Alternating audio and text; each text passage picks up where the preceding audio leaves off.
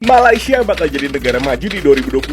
Setelah Malaysia sukses jadi negara berpendapatan tinggi, di 2025 mendatang Malaysia akan masuk dalam kelompok negara maju. Terus RI kapan ya kira-kira? Awas 2025 bakal jadi petaka, rakyat RI siap-siap. Lalu apa dampak kalau jumlah kelas menengah di Indonesia semakin berkurang setiap tahunnya? Ikuti penelusuran kami.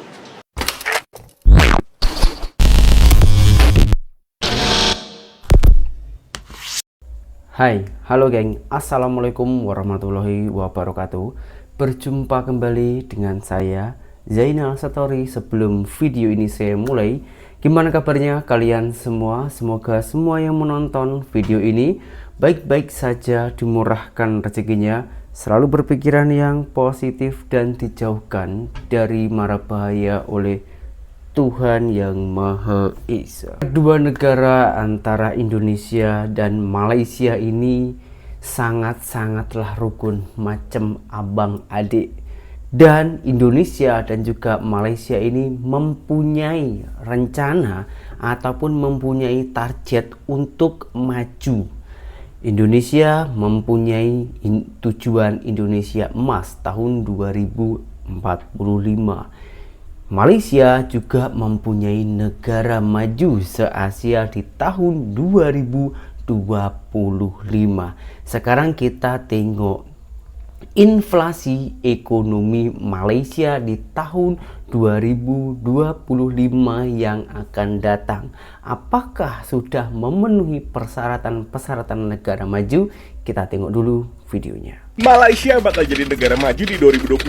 Setelah Malaysia sukses jadi negara berpendapatan tinggi, di 2025 mendatang Malaysia akan masuk dalam kelompok negara maju. Pendapatan per kapita Malaysia pada tahun 2022 adalah 12.471,769 US dollar. Ternyata angka tersebut jadi rekor tertinggi pendapatan per kapita Malaysia sejak 1957. Selain itu, status Malaysia sebagai negara maju diperkirakan akan disusul Thailand hingga Filipina. Terus RI kapan ya kira-kira? Sangat disayangkan, World Bank menurunkan pangkat RI dari sebelumnya negara pendapatan menengah atas kini menjadi negara pendapatan menengah bawah. Hal ini karena adanya perubahan pada ketentuan ambang batas minimum yang ditentukan World Bank. Penurunan ini juga karena pendapatan per kapita RI tahun lalu juga ikut turun dari 4.050 US dollar menjadi 3.870 US dollar dan diprediksikan akan gagal mencapai Indonesia Emas 2045. Kalau dari pandanganmu gimana nih? Oke. Saya tak akan percaya kalau berita-berita ataupun informasi-informasi ini bukan kita ambil dari berita yang fakta, geng ya. Sekarang kita tengok gelombang televisi Indonesia itu menayangkan tentang Indonesia di tahun 2025 itu macam mana. Oke, geng. Langsung kita tengok fakta ataupun berita dari gelombang TV Indonesia. Awas 2025 bakal jadi petaka, rakyat RI siap-siap. Ya, kita ke slide yang pertama. Sinyal tarif pajak pertambahan nilai atau PPN akan tetap naik menjadi 12% pada 2025 ini semakin jelas. Berdasarkan hitungan pemerintah, kenaikan PPN 12% akan menambah penerimaan negara sebesar 70 triliun rupiah. Nah, yang kedua yang juga akan mengalami kenaikan pada tahun depan, yakni iuran BPJS Kesehatan yang dikabarkan akan naik pada tahun 2025. Sebagaimana dikatakan oleh Direktur Utama BPJS Kesehatan Ali Gufron Mukti. Meskipun begitu, Menteri Koordinator Bidang Perekonomian Erlangga Hartarto mengatakan pemerintah belum membahas besaran tarif iuran yang akan naik itu. Ya, berikutnya pemerintah juga berencana memangkas subsidi BBM pada tahun 2025 mendatang. Jika benar demikian, maka masyarakat harus bersiap untuk kenaikan tarif BBM di tahun depan. Rencananya kebijakan ini terungkap dalam kerangka ekonomi makro dan pokok-pokok kebijakan fiskal tahun 2025. Ya, selain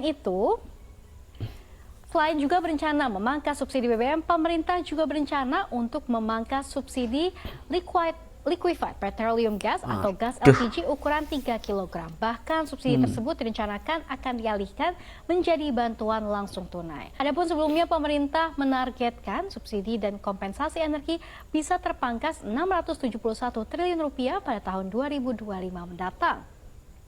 Ini dapat tercapai jika transformasi subsidi dan kompensasi energi bisa dijalankan dalam jangka pendek atau tahun depan. Di sini yang saya rasakan sampai saat ini tuh yaitu tentang tongges yang bersubsidi 3 kilo itu, geng. Sampai saat ini itu sangatlah susah kita nak cari itu, geng. Bukannya kita ini tak mau beli yang non subsidi, yang 6 kilo ataupun yang 15-an kilo. Kita mau aja beli. Tapi belinya itu jauh. Adanya itu di pom bensin. Kalau Malaysia itu macam Petronas itu ya.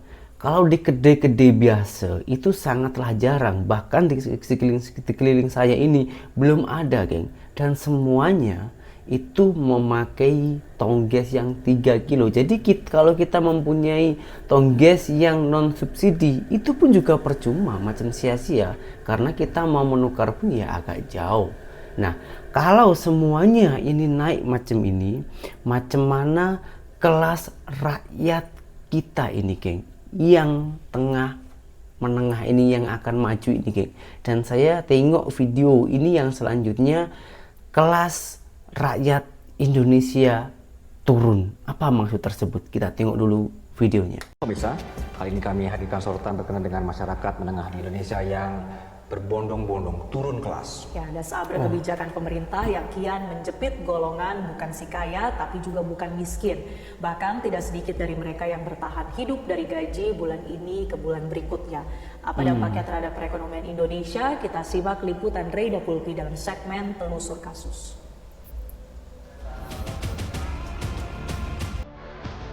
Tabungan pensiun dan lain-lain itu bisa sekitar 2 sampai 2,5 juta sih per bulan.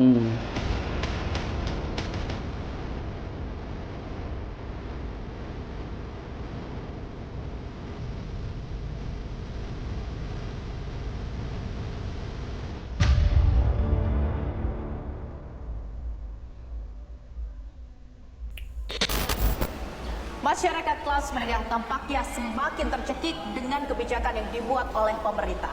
Pajak, iuran wajib, hingga pengetatan subsidi tampaknya membuat masyarakat kelas menengah ini semakin terhimpit hingga akhirnya turun kelas. Lalu apa dampak kalau jumlah kelas menengah di Indonesia semakin berkurang setiap tahunnya? Ikuti penelusuran kami.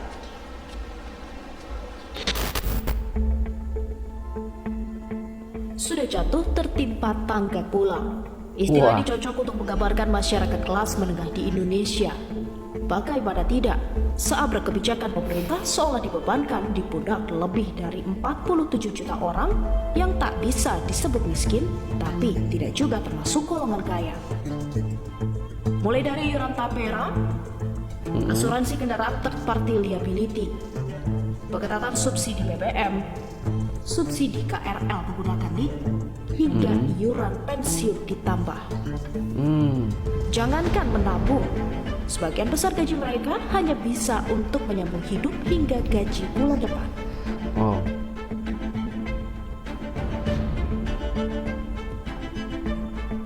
Kalau biaya hidup kita ada di 7 juta lah, karena kos aja sendiri ada 2 juta. Sama sisanya sih cicilan sih banyak sebenarnya, kayak cicilan daily basis ya. Karena kadang untuk kita lihat kan banyak mungkin ya cara untuk mengatasi biaya yang lebih mahal kan pakai promo-promo tuh. Gampang-gampang pakai credit card, pakai paylater apalah gitu. Nah itu yang jadi banyak sih sebenarnya. Jadi untuk kos sendiri, untuk biaya hidup ya, untuk tempat tinggal sih sebenarnya di Jakarta itu ada di 2 juta sampai 2,5 lah. Itu belum termasuk listrik, belum termasuk laundry seperti itu ya. Jadi kasarannya 2,5 lah.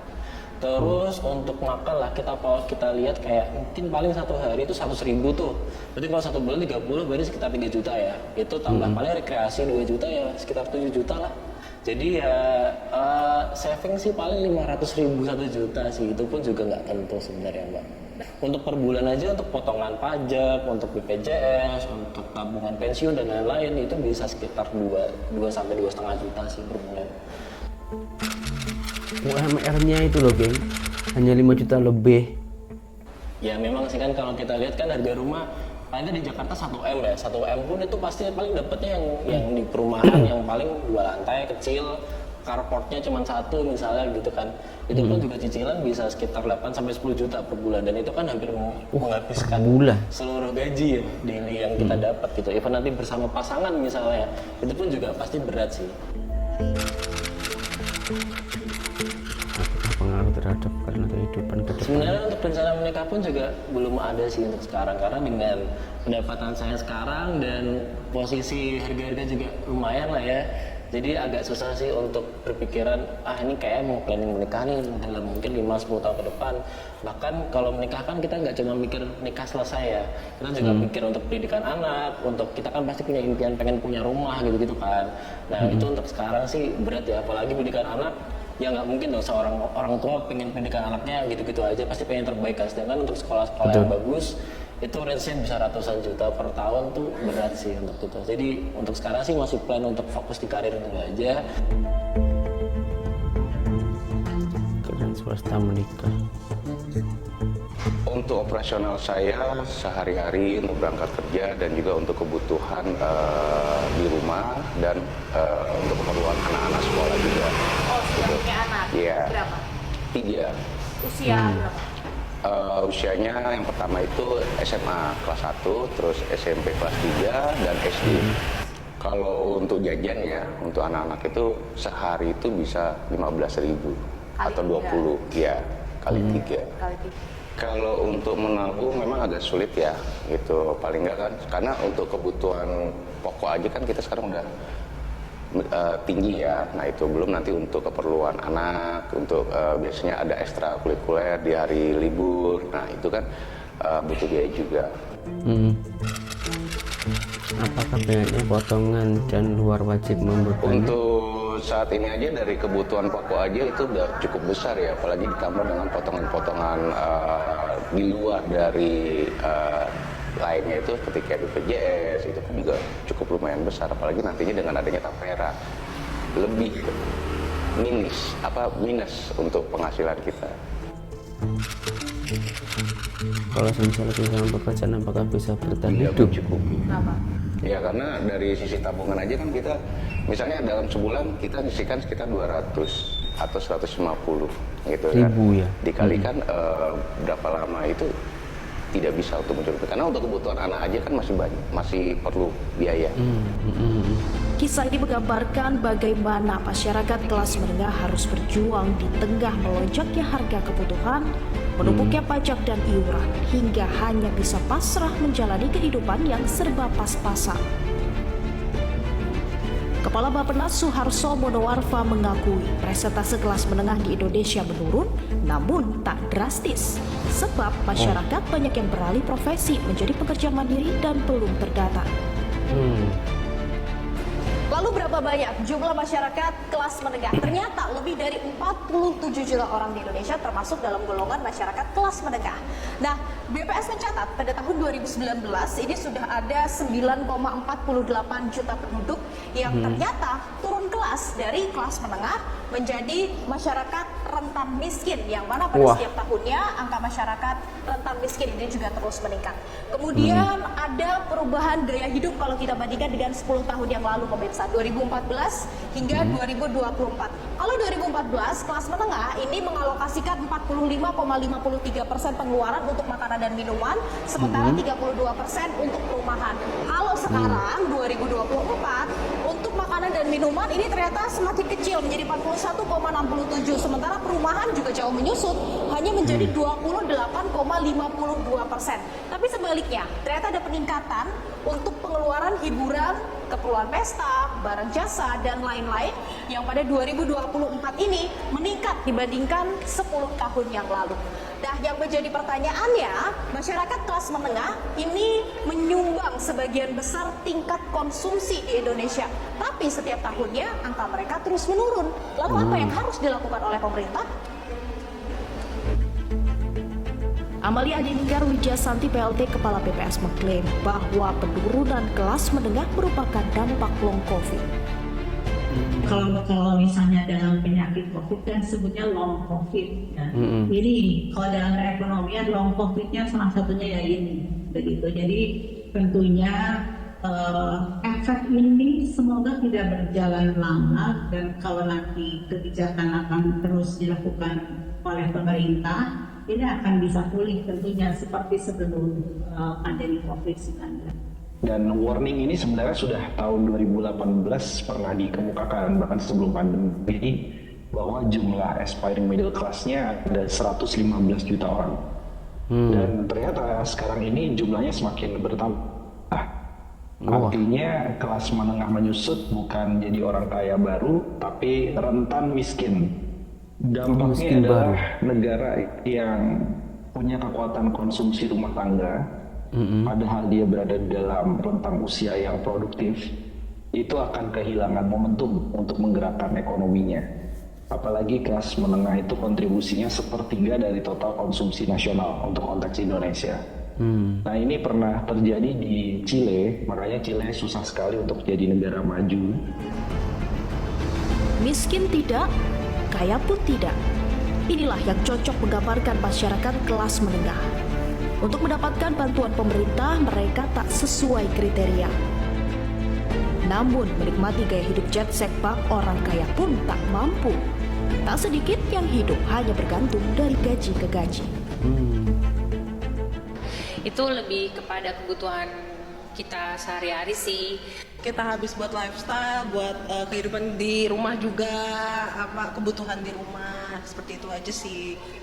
Buat biaya hidup sehari-hari, kadang ngasih orang tua juga, terus belanja gitu. Buat keperluan anak, buat iuran, BPJS, sama ya kayak tapera gitu. Apakah hanya potongan tujuh wajib membebani Anda? Saya pribadi sebagai pekerja merasa terbebani kan, gitu. Karena dengan adanya kenaikan itu membuat saya merasa untuk pengeluaran seharinya itu meningkat, sedangkan untuk pendapatan saya setiap bulan itu sama aja, nggak ada kenaikan.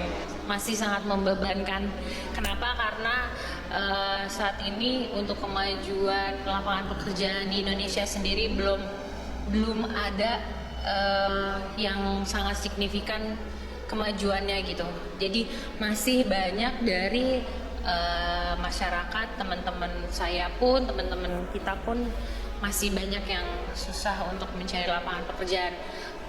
Masyarakat kelas menengah seolah terus dianaktirikan oleh pemerintah dengan gebrakan-gebrakan baru. Padahal perekonomian Indonesia bergantung pada tingkat konsumsi mereka. Kalau menurut Anda pemirsa, apa yang harus dilakukan oleh pemerintah agar masyarakat kelas menengah tak terus turun kelas? Dari Jakarta, Tim Liputan, Metro TV. Oke, ini menurut saya ya, karena saya juga salah satu orang Indonesia, berhak juga untuk mensuarakan di negara saya tercinta ini.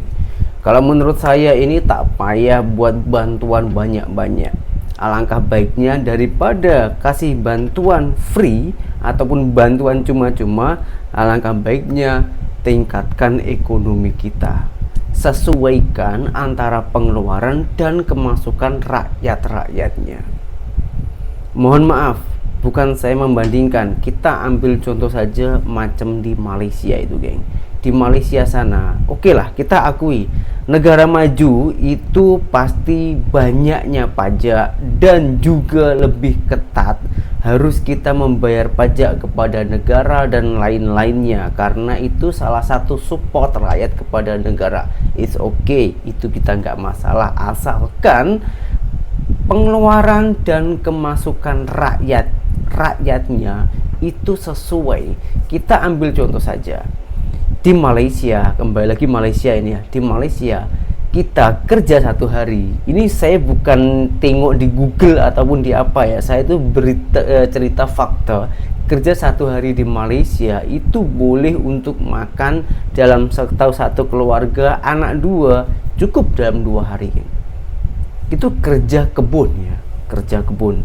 Di sana itu kalau kerja kebun warga tempatan ya, bukan warga tempatan lah, warga asing aja. Macam saya lah kerja di sana, kalau betul-betul rajin itu belum mendapatkan 200 ringgit Malaysia geng. Itu boleh makan untuk 2 hari. Itu kita mau makan apa-apa insya Allah keturutan lah, boleh lah. Kalau di Indonesia, kalau betul-betul kerja ya, itu rata-rata lah yang saya ketahui di sini itu 100 ribu. Boleh juga dapat 200 tapi susah. Rata-rata kita ambil 100.000 saja. 100.000 rupiah itu kalau untuk menghidupi keluarga punya anak 2 itu pun sangatlah minim geng. Apalagi kalau anak ini nak minta jajan, minta ini, saya rasa tak cukup. Saya alami sendiri pasal ya, tapi kita syukuri, tetap kita syukuri, dan kita tetap bangga kepada negara ini. Jangan cakap kita tak bersyukur, jangan cakap kita tak suka dengan negara kita ini. Kita juga suka, juga bangga negara kita ini. Tapi karena Indonesia ini negaranya demokrasi, jadi kita juga berhak untuk mensuarakan ini, yang menurut saya, karena beliau tadi itu suruh mengkomentar ya, ataupun suruh memberi tanggapan tentang video-video ataupun suara-suara keluhan rakyat Indonesia. Kalau menurut saya itu tak payah buat bantuan-bantuan free kecuali kepada bencana alam ya, itu beda cerita.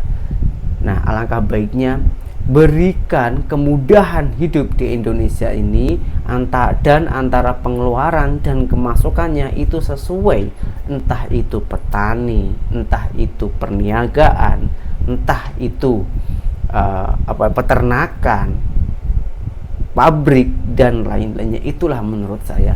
Kalau menurut kalian itu bagaimana, silahkan tulis di kolom komentar, dan berjumpa kembali di video saya yang selanjutnya. Saya Jalan Story, seorang mantan TKI Malaysia. Salam TKI sukses. Assalamualaikum warahmatullahi wabarakatuh.